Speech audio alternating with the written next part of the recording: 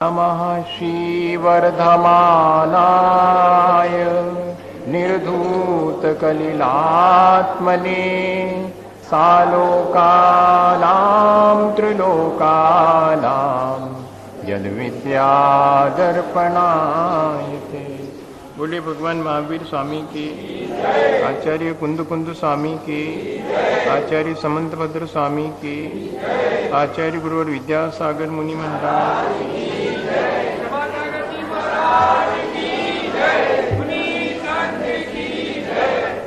जीवन में आत्मा का विकास ही हमारा लक्ष्य है, वही हमारा धर्म है। शरीर का धर्म जिस तरह अनिवार्य है, सांस लेना, भोजन इत्यादि करना शरीर का धर्म, वह धर्म हम रोज याद रखते हैं। कभी भी एक दिन भी उसको ना करें ऐसा नहीं होता। लेकिन हमारे आत्मा का धर्म क्या है? हमारे आत्मा की विशुद्धि के लिए हम प्रयत्नशील हैं या नहीं, इस बात का हम कम ध्यान रख पाते हैं। इसलिए हम रोज बैठ करके इस बात पे विचार करते हैं कि अब आज हमें कैसा करना है जिससे कि हमारे आत्मा में निर्मलता आवे, हमारे परिणामों की विशुद्धि हो। वही हमारा लक्ष्य है और उसके लिए हमने शुरुआत की है। निर्मलता बिना श्रद्धा के नहीं आती। और श्रद्धा क्या चीज है? तो कहते दृष्टि की निर्मलता श्रद्धा है। और वो दृष्टि की निर्मलता सच्चे देवगुरु शास्त्र के प्रति समर्पण से आती है। हमने वह भी समझा है। तो सच्चे देवगुरु शास्त्र के प्रति हम समर्पित होते हैं, दृष्टि निर्मल होती है। दृष्टि निर्मल होती है तो जो चीज जैसी है वैसी की वैसी हमको दिखने लगती है। वस्तु स्वरूप जैसा आत्मा का स्वरूप है, जैसा पर पदार्थों का स्वरूप है, वो सब हमें ठीक ठीक दिखाई देने लगता है। जैसे अंधेरे में कुछ नहीं दिखता, हम टटोलते हैं कि दरवाजा कहाँ है ताकि मैं खोल करके निकल जाऊं। इसी तरह हमारे जीवन में जो अंधकार है उसकी वजह से हमें दिखता नहीं कि कल्याण का रास्ता कौन सा है। और अगर एक बार वो श्रद्धा का प्रकाश हो जावे तो हमें सब दिखाई देने लगता। मुंह तिमराप हरनी दर्शन लाभात अवाप्त संज्ञा। जैसे ही मुंह का अंधकार हटता है, दृष्टि निर्मल होती है, त्यों ही हमें वस्तु स्वरूप का वास्तविक बोध होने लगता। आत्मा के स्वरूप का देखो, जिस चीज को पाना है उस चीज के बारे में भी तो मालूम होना चाहिए, वो ठीक ठीक मालूम होना चाहिए। गलत सलत मालूम होवे तो भी काम नहीं चलेगा। अपनी आत्मा के बारे में अपन को अगर ठीक ठीक जानकारी नहीं होवे तो किसी दूसरी चीज को अपन पा लेवे और सोचें कि जा तो मिल गई हमें।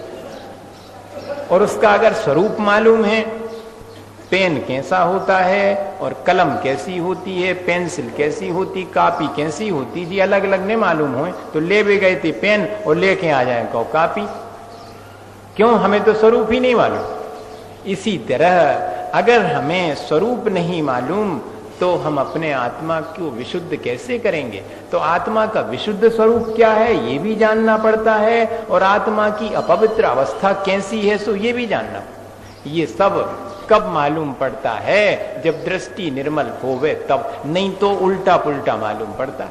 दृष्टि निर्मल न होवे तो जो आत्मा का स्वरूप नहीं सो वो तो आत्मा मालूम पड़ता है, सो शरीर ही आत्मा मालूम पड़ने लगता। और जो शरीर है उसका स्वरूप तो मालूम ही नहीं है, और आत्मा का स्वरूप शरीर जैसा मालूम पड़ गया तो सब गड्ढमड्ढ हो गया मामला। इसलिए कहा कि पर द्रव्यन्ते भिन्न आप में रुचि सम्यक्त फला। पर द्रव्यों से भिन्न होना चाहिए। मैं ऐसी कुछ विद्या सीखूं, मैं ऐसी कोई दृष्टि पालूं, विद्या सीखूं नहीं कहूंगा, मैं सुधार लेता हूं, ऐसी दृष्टि पालूं। हमने पिछले दिनों ये बात की थी कि ज्ञान बाहर से अर्जित करने की हम कोशिश ना करें। क्या करूं मैं अपने जीवन में कि वो ज्ञान प्रकट हो जाए। क्या करूं कि ज्ञान मुझे बाहर से इकट्ठा हो जाए, ये कोशिश तो रोज करते हैं। ये कोशिश करें कि क्या करूं जिससे मेरे भीतर का ज्ञान प्रकट हो जाए, मेरे शयोपशम हो जाए, मेरे केवल ज्ञान की जो योग्यता है वो उद्घाटित हो जाए। क्या करूं? ये 2 किताबें पढ़ लूं, 4 पढ़ लूं, इससे ना होगा। मुझे भीतर कुछ जो उस ज्ञान में बाधक है उसे हटाना पड़ेगा।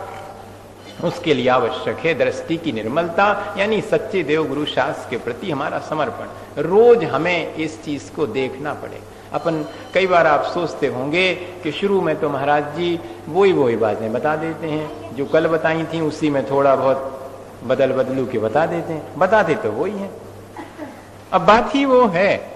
वो भूल गई तो बाद वाली बात कोई काम की नहीं है। मुख्य तो वही है कि हमारी श्रद्धा हम रोज देखेंगे सच्चे देवगुरु शास्त्र के प्रति कितनी है, और जितनी श्रद्धा होगी उतने ही परिणामों की और दृष्टि की निर्मलता भी आनी चाहिए।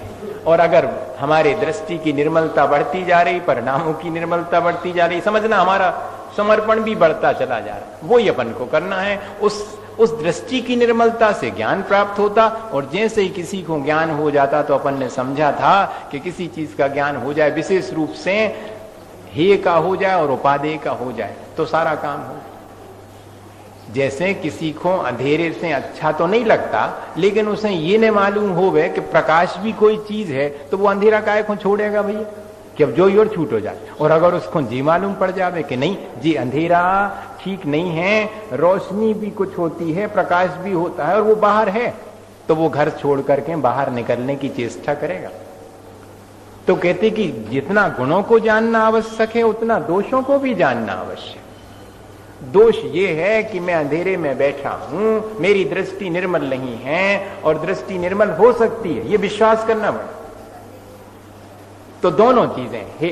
कई बार ऐसा लगता कि हे को जान लो तो छोड़ देंगे अपन, नहीं उपाधि को जानो, नहीं तो हे को छोड़ करके क्या उपाधि है, इसको तो जान ही नहीं तो क्या प्राप्त करोगे आप। तो उपाधि तो हमारा अपना आत्मस्वरूप है।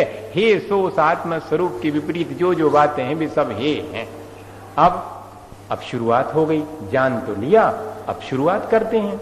जैसे कि शाम को अपन जो लोग रोकड़ बही बिठालते हैं वो क्या करते हैं, बैठ जाते हैं, चिल्लर अलग अलग रख ली, 5 पैसा चलत भैया कि नहीं चलत, नहीं तो बहुत जमाना होगा, 5 को सिक्का ना, 58-54 से नीचे की बात नहीं होता, बता रहे थे 1 रुपया। तो जो भी हो आपकी, वो अलग अलग छांट करके रखते हैं, एक दूसरे में कभी मिलाते हैं क्या, 58 में रुपया मिलाते कभी नहीं, सब अलग अलग ऐसे, और फिर छांट करके अलग अलग मुझे किसमें क्या रखना है ये सब व्यवस्था करते हैं। फटे नोट होवे तो एक तरफ धर देते हैं। ये क्या है? क्या ऐसा ही हमारे जीवन में नहीं करना पड़ेगा हमें कि हमारे परिणाम इन चीजों से बिगड़ते हैं, सो जे इतर, इनसे हमारे परिणाम सुधरते, जे इतर भी रख लो, इनसे और ज्यादा सुधरते, इनको और निकट रख लो। अरे इतना ही तो करना है। ये 5 पाप हैं, ये मुझे दुख देते हैं यहां भी और आगे भी देंगे, इसलिए इन 5 पापों को मैं इधर रख देता हूं। और इन 5 पापों के लिए मुझे क्यों करना पड़ता है? मेरी अपनी कषायों की वजह से करना। कषाय इसका कारण है। अब कषायों को मैं भीतर से ऐसे उठा के तो रख नहीं सकता हूं, पर कम तो कर सकता हूं। कषाय को उनका ड्यूरेशन, उनकी पोटेंशियलिटी, कितनी जोर से कषाय करनी है, कितनी देर तक करनी है, और किस पर करनी है, कब करनी है, क्यों करना। कभी हमने इतने प्रश्न पूछे क्या? इतनी फुर्सत ही नहीं रहती महाराज, जब गुस्सा आई तो कर लो। आपको पूछे इतने प्रश्न कि करने हैं, अबे करने के नहीं करने, संजा को करने हैं, नहीं भोजनों की तो ठीक है कि भोजन अबे करने के नहीं, संजा को करने, लेकिन कषाय जो है अभी कर लेना है या कि दोपहर में करेंगे भाई, ये वाली तो शाम के करने की है कषाय, अभी क्यों करें हम? ऐसा हमने कभी। और कितनी करना है? थोड़ी करना कि ज्यादा करना? इतनी करो कि संध्या तक साफ सुथरा हो जाए मामला, दूसरे दिन तक न चले। ये भी हमने। और किस पे करना है जी तो जरूर विचार करते हैं कि किस पे करना। अपन से ज्यादा वजनदार पे करें तो झगड़ा ज्यादा है, तो कमजोर पे करते, ये तो अपन जल्दी से कर लेते हैं कि किस पे करना है। लेकिन क्यों करना है मुझे, इससे मुझे लाभ है क्या? बस यहां अगर हमारे जीवन में कुछ बदलाहट आई तो हम पांचों पापों से बच सकते। हमारे जीवन में चरित्र, क्यों मुझे करना है कषाय, और कषाय क्यों नहीं करना, क्यों नहीं करने का भी हमारे पास कोई लक्ष्य होना चाहिए, और क्यों करना है इसका भी होना। कषाय मुझे मेरा भले ही अहित करे, लेकिन वो कषाय अगर दूसरे का हित करती है तो कोई बात नहीं। मां तो रोज करती है, बेटे का कान पकड़ती है, डांटती है। काहे के लिए डांटती? अच्छे बन जाओ, होशियार बन जाओ, बड़े आदमी बन जाओ, इसके लिए डांटती है। तुम अपना अहित मत करो, बिगाड़ मत करो। अब हम इतना तो कर सकते कि कषाय क्यों करना है? बिना वजह हम कषाय कर रहे हैं। कषाय करने के लिए कषाय कर रहे हैं, आनंद के लिए कषाय कर रहे हैं क्या? अगर आनंद के लिए कषाय कर रहे हैं तो रौद्र ध्यान है, और अगर अपनी ही किसी पीड़ा से वशीभूत होकर के हम अपने परिणाम बिगाड़ रहे हैं, आर ध्यान है। और हम इन दोनों से विश्राम लेकर के, और अगर वास्तव में अपने और पर के कल्याण के लिए, कषाय तो कोई छोड़ नहीं सकता भैया, बैठा हूं, बिना कषाय के प्ररूपण होता है क्या, ये बताओ। अच्छा चलो, कौन सी कषाय है यहां पर? यहां लोभ कषाय काम कर रही, आपकी और ने हमारी, सबकी लोभ कषाय। लोभ है आंखों के दो बातें धर्म की सुन ले, और लोभ है हमें कि दो बातें ने जो हमें आज सुबह हमें सुना दे। जो लोभ है इसलिए बैठी, और अब यही में थोड़ी बहुत कचू गड़बड़ी हो जावे तो मान आ जाएगा, और क्रोध भी आ सकता। वो बदलती रहती वहीं के वहीं कषाएं।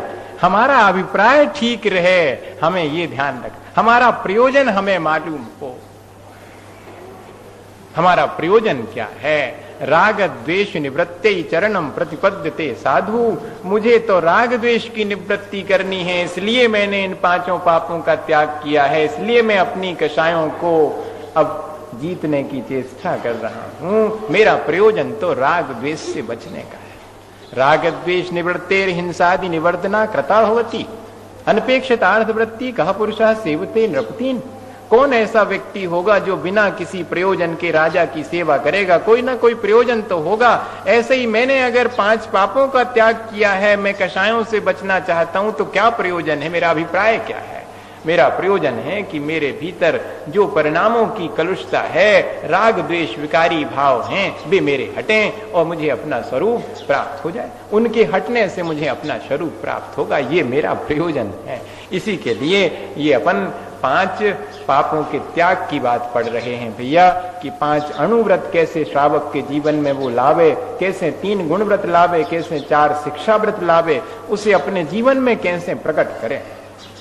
बहुत आसान है, ज्यादा कठिन नहीं है। समझ लो, समझने के बाद अपनी गुंजाइश देख लो कि कितने ले सकत, डब्बल कितने हैं अपने पास। हाँ, जितनी गुंजाइश हो उतने ले भी लेना।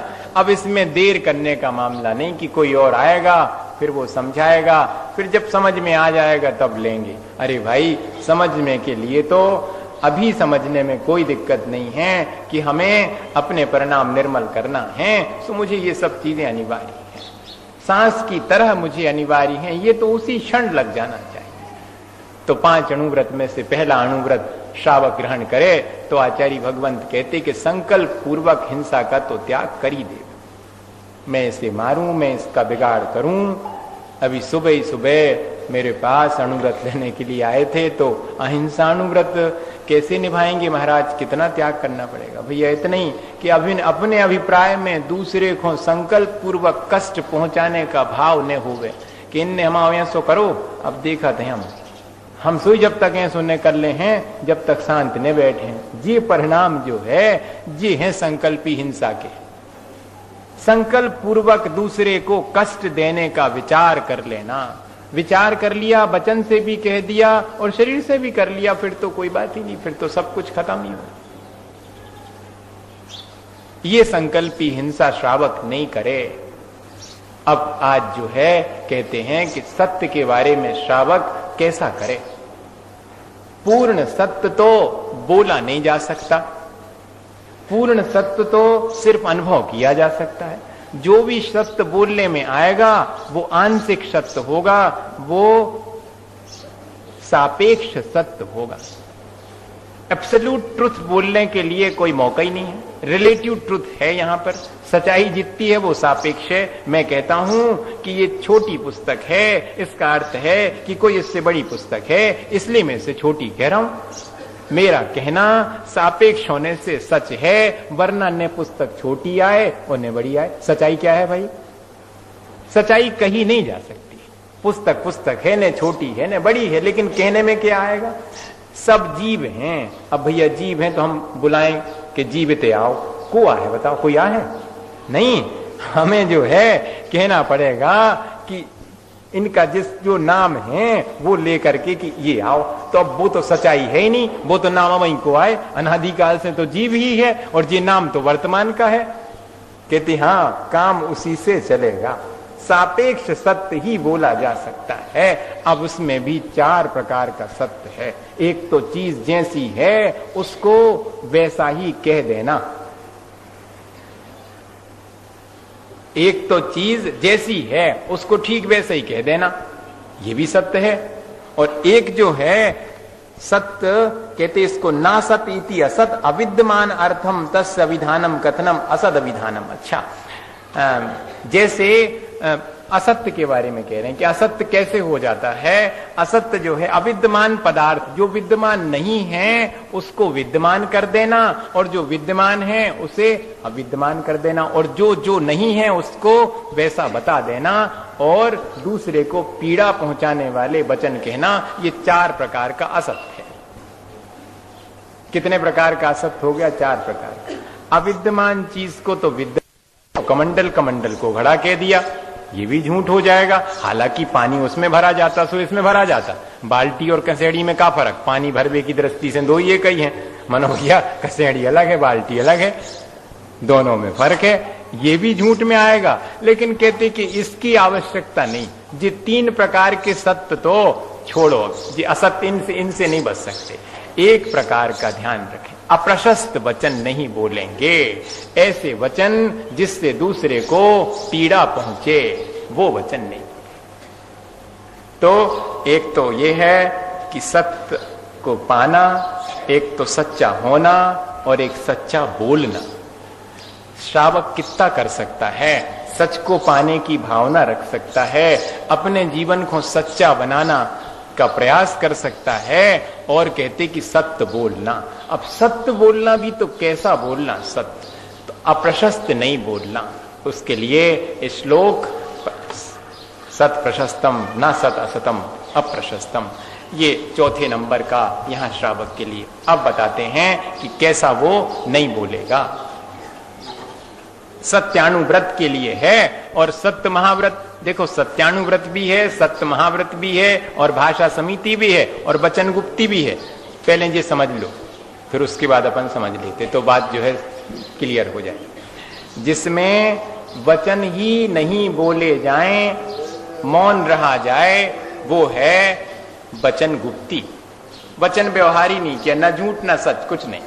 जिसमें हितमित प्रिय बोला गया है वो है भाषा समिति। और जीवन भर के लिए जिसमें असत्य का त्याग कर दिया है वो है महाव्रत सत्य। और जिसमें मात्र आंशिक रूप से अप्रशस्त वचनों का त्याग किया है वो है सत्य अनुगत। बस ये 4 की परिभाषा। 3 तो जो है मुनि महाराज के जिम्मे है, एक श्रावक के जिम्मे। भाषा समिति, वचन गुप्ती और सत्य महाव्रत वो जीवन पर्यंत के लिए है। और सत्य धर्म भी है। देखो, सत्य धर्म की परिभाषा क्या है? कहते अभी आने वाला है, सज्जन पुरुषों से आगम के अनुरूप बोलना सत्य धर्म। बस इतना ही सत्य धर्म, सज्जन पुरुषों से। क्योंकि सज्जन पुरुष ही आपकी बात ठीक समझ पाएगा। और अगर सज्जन दुर्जन दोनों प्रकार के बैठी तो उनसे भाषा समिति, हित मित और प्रिय बोलना, ये अपन समझेंगे। अभी पहले सत्यानुव्रत समझ। क्या है? स्थूल मलिकम न वदति न परान वादयति सत्यमपि विपदे यत्तद्वदन्ति सन्तः स्थूलमृषावाद वे रमणम स्थूलमलीकम न वदति न परान वादयति सत्यमपि विपदे यत्तद्वदन्ति सन्तः स्थूलमृषावाद वै रमणम।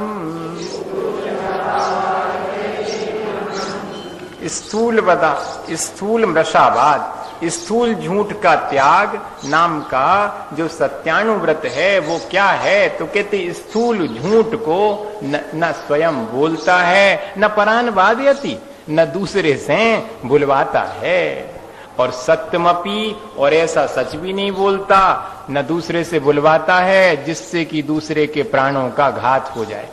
ये भर बात अपने यहाँ पर सबसे निराली है। झूठ नहीं बोलना ये तो सब कहेंगे कि हाँ ठीक है, लेकिन सच नहीं बोलना, ऐसा कह रहे हैं इसमें।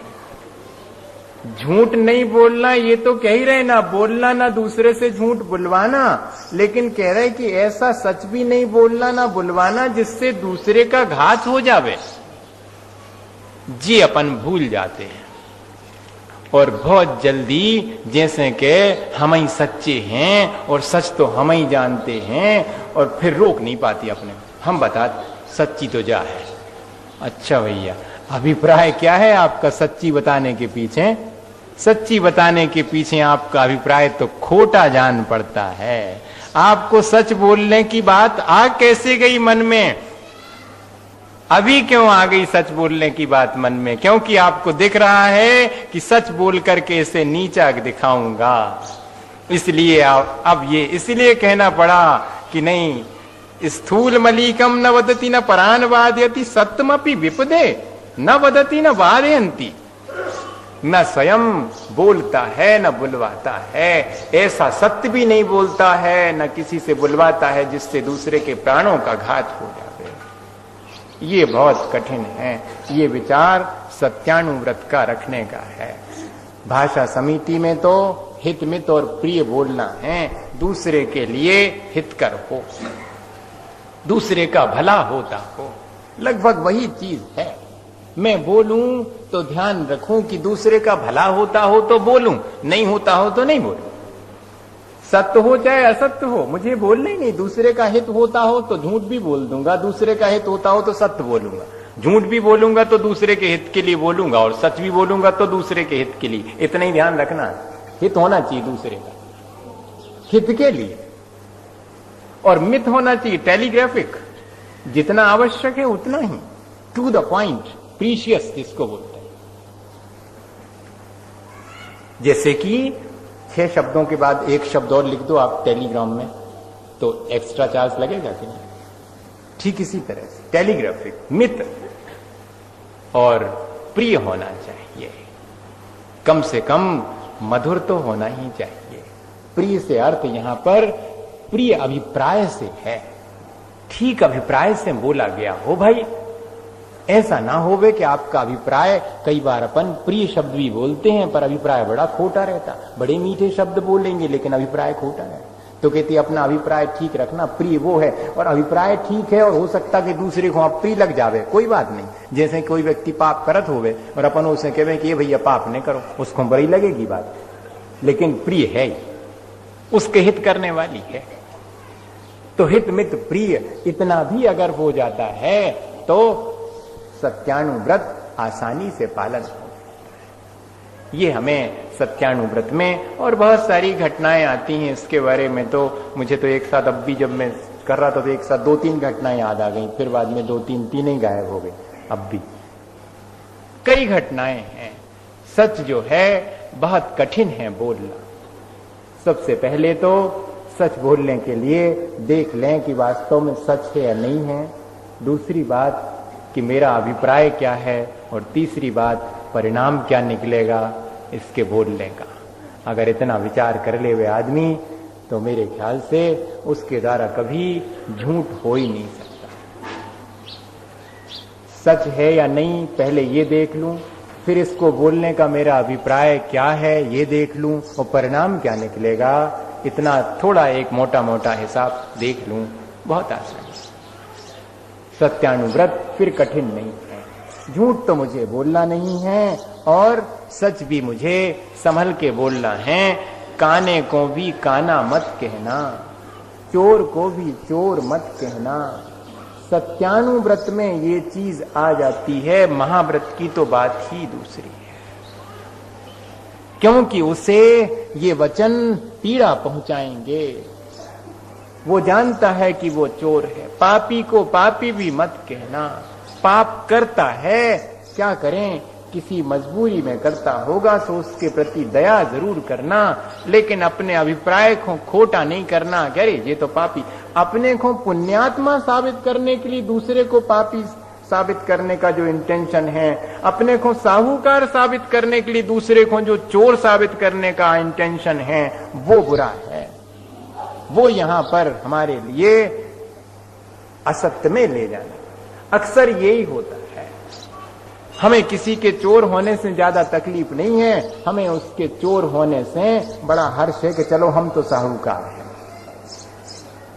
हमें दूसरे के अज्ञानी होने से पीड़ा नहीं है, उसकी अज्ञानता की वजह से हम ज्ञानी हो गए हैं, इस बात की वजह से हम उसको अज्ञानी। हम ज्ञानी तब हो पाएंगे जब दूसरे को अज्ञानी साबित। कहते ये सब जो है ये अभिप्राय हमारे यहां पर मुख्य है। सत्य और असत्य के पीछे अगर अहिंसा छिपी हुई है तो ही ठीक है, क्योंकि सारे व्रत अहिंसा के लिए ही है। सत्य भी ऐसा बोलना जिससे कि दूसरे का हित हो, हिंसा ना हो। एक घटना आती ना, सबने सुनी होगी। मुनि महाराज जी बैठे हुए हैं और गाय निकली, उन्होंने देख ली। पीछे पीछे एक आदमी भागता आया, उसे देख करके मालूम पड़ता था कि वो उसका मालिक नहीं है, वो तो उसको मारेगा। ऐसा उसको उसके आचरण से झलकता था। तो उसने आके मुनि महाराज जी से पूछा कि महाराज यहां से कोई गाय निकली, अब क्या कहें महाराज? अगर कह देते हैं कि निकली तो ये पकड़ के उसे मारेगा, और अगर कहूं कि नहीं निकली तो महाव्रत, मौन रह जाऊं तो ये कुछ और अभिप्राय न ले ले। तब महाव्रती की बात कर रहा हूं, उन्होंने क्या कहा, वैसे भी अगर ये कह देते कि नहीं निकली तब भी उनके लिए झूठ का पाप नहीं लगता, लेकिन उन्होंने और अधिक बुद्धिमानी की और वे उसी क्षण खड़े हो गए। उन्होंने कहा जब से यहां खड़ा हूं तब से कोई गाय नहीं निकली। जब बैठी थी, जब निकली हो तो हमें कहा जब से यहां खड़ा हूं तब से कोई गाय नहीं निकली। कितने आसानी से, और हमने सत्य भी बोला है और हमने प्राणी की रक्षा भी कर ली।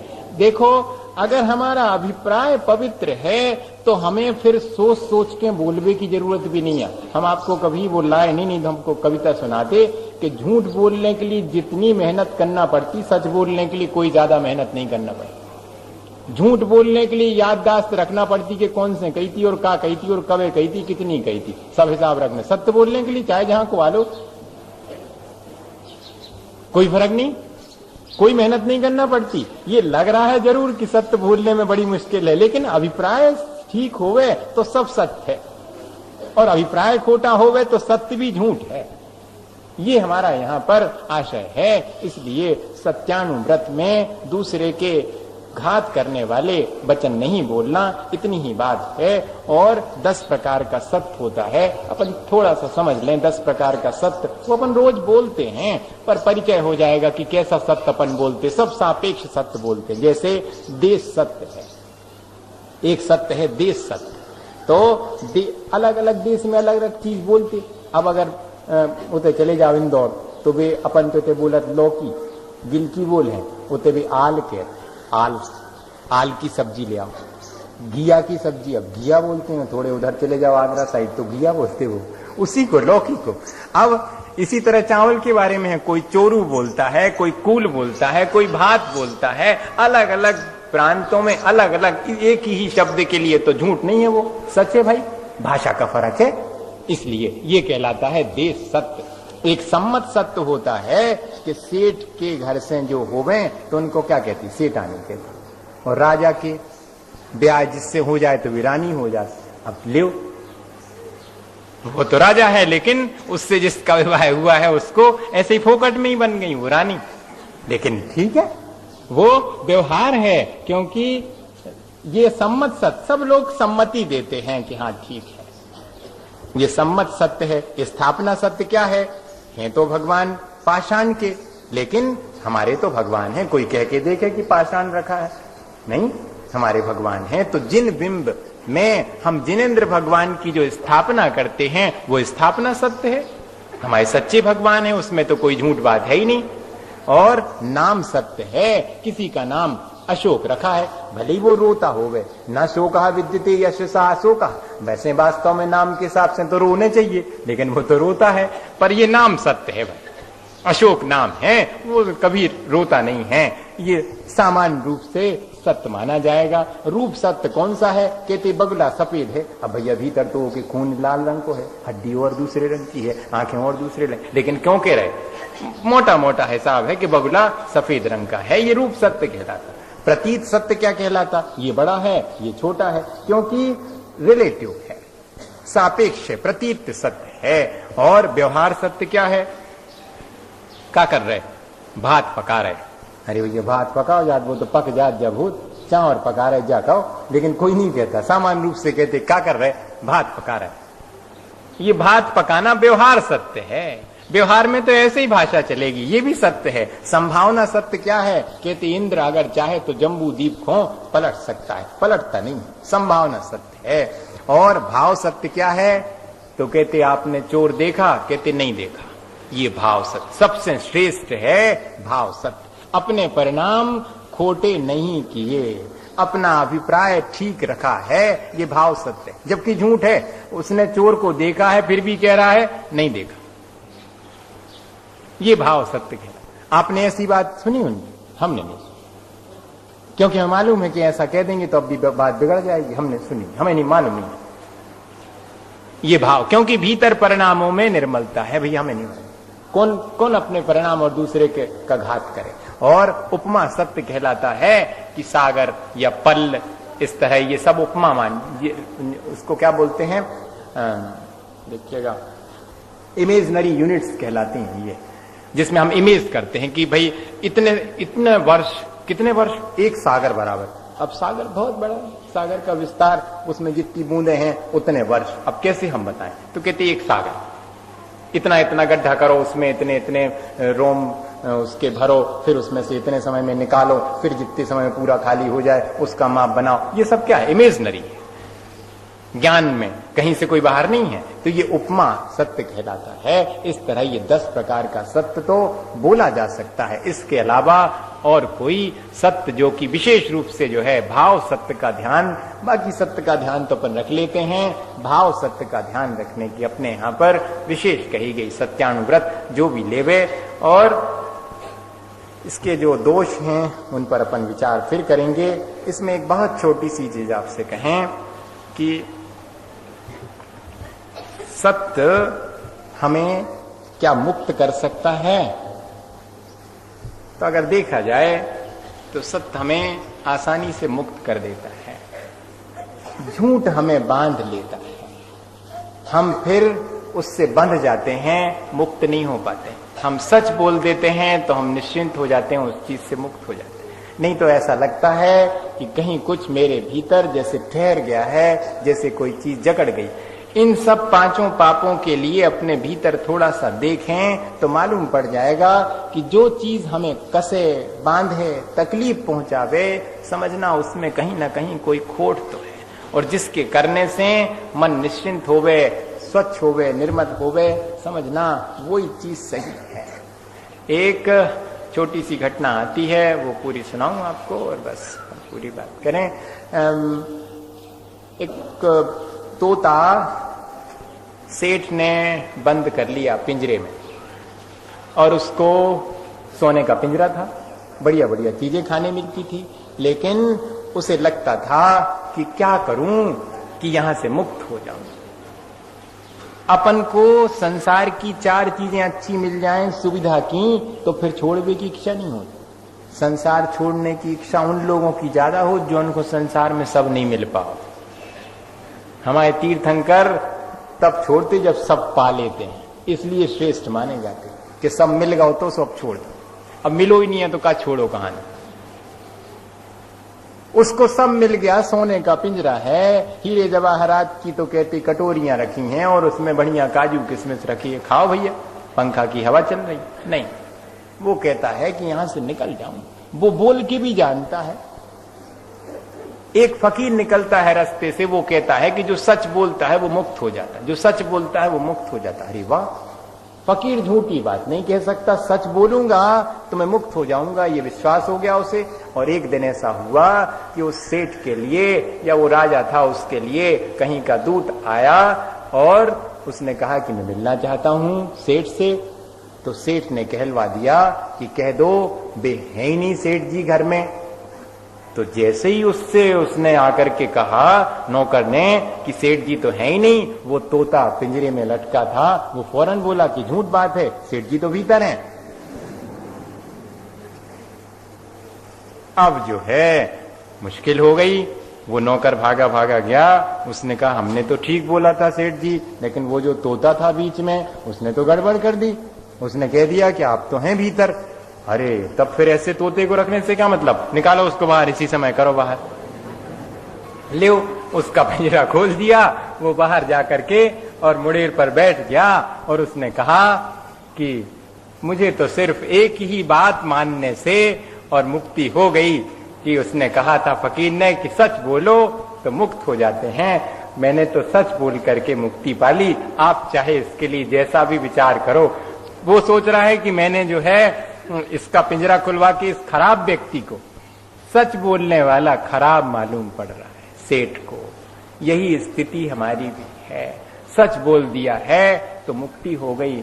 इसी तरह अगर हम भी अपने जीवन में चाहें तो थोड़े थोड़ी सी चीजों में जो हम झूठे पड़ जाते हैं, अभिप्राय भी हमारा झूठा हो जाता, अभिप्राय हमारा अच्छा रहे तो वो झूठ भी सच हो सकता है। इस तरह सत्यानुव्रत का पालन श्रावक भी कर सकता है।